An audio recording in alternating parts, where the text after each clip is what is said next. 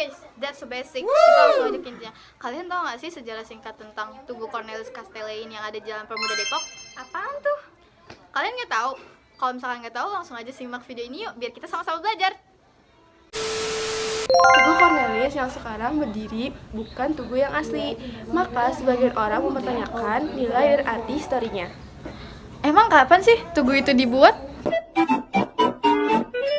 Tugu yang asli dibuat pada tanggal 28 Juni 1914 untuk memperingati 200 tahun meninggalnya Cornelis dan juga pembebasan kaum budak. Oh. Namun, pada penghujung pemerintahan Presiden Soekarno pada 1960, tugu tersebut diratakan oleh tanah. Karena konon katanya itu dianggap sebagai antek-antek Belanda. Ada kalangan warga muslim yang keberatan karena di tugu tersebut konon akan disematkan semangalan tulis dari Cornelis yang berisi doa, harapan saya kalau keluarga Depok akan menjadi masyarakat Kristen yang sejahtera. Pembangunan tugu memang akhirnya berlanjut dan selesai pada tahun 2014. Namun, untuk menghindari konflik, piagam tersebut dicantumkan. Lalu sebenarnya siapa sih Cornelis yang jadi kontroversi ini?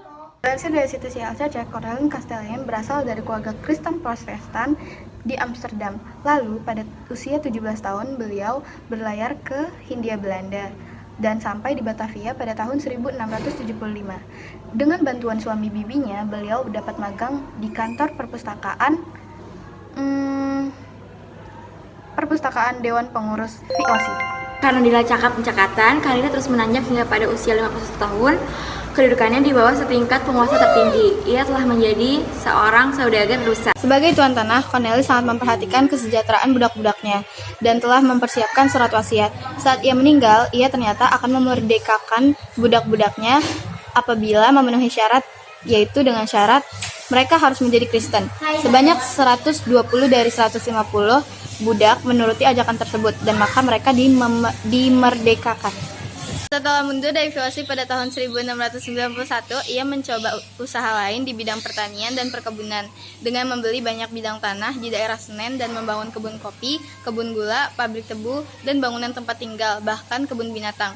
Tidak puas pada tahun 1695 hingga 1713, ia membeli banyak lahan di Lenteng Agung, Serengseng Sawah, dan Depok, jauh di selatan Batavia waktu itu. Kemudian mereka mengadopsi 12 nama marga, yaitu yang menjadi cikal bakal warga kota Depok. Aset tanah yang dimilikinya pun dihibahkan kepada mereka pun dan keturunannya. Sebagian lahan ditetapkan sebagai hutan larangan yang tidak boleh diolah. Sekalipun terus menyusut, sisa-sisanya masih dapat kita lihat sebagai taman hutan raya di Jalan Cagar Alam.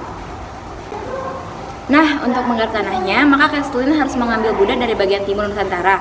Sebagian berasal dari Makassar, Bali, Timor, dan Minahasa. Adanya perjanjian EOC dan kerajaan Mataram menyebabkan orang Jawa tidak diperbolehkan dijadikan budak. Sekian video dari kita, aku Feliza Nurul Maulida, Aku Ira Zahra.